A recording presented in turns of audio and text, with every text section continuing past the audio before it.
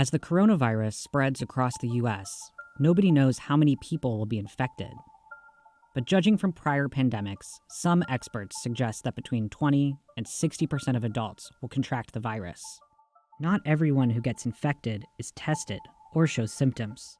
Harvard's models estimate that on average, about a fifth of those infected would have symptoms that require hospitalization. ProPublica reviewed new data from the Harvard Global Health Institute to map several scenarios for how this pandemic could play out.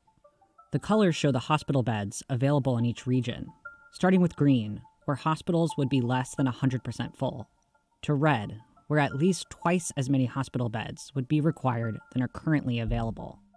This assumes that hospitals don't free up already occupied beds.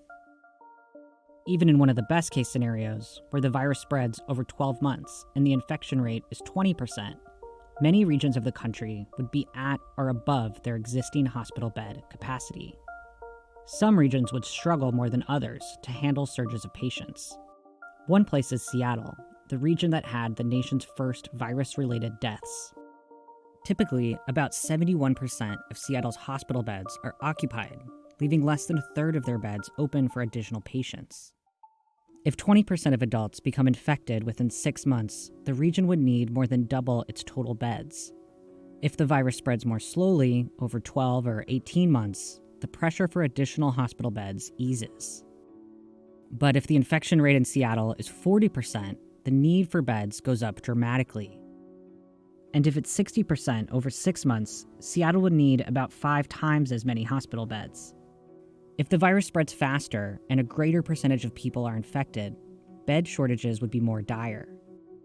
If 20% of the country is infected over 6 months, most regions would need more hospital beds than are currently available.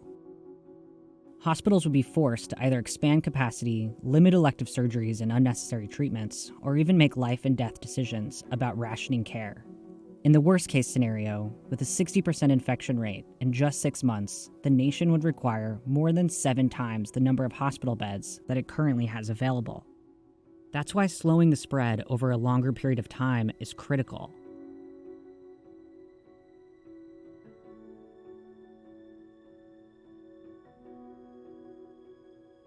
Experts say if we adopt social distancing strategies, like staying home and avoiding crowds, we can slow the spread, so hospital staff can be better prepared to treat patients in the coming months.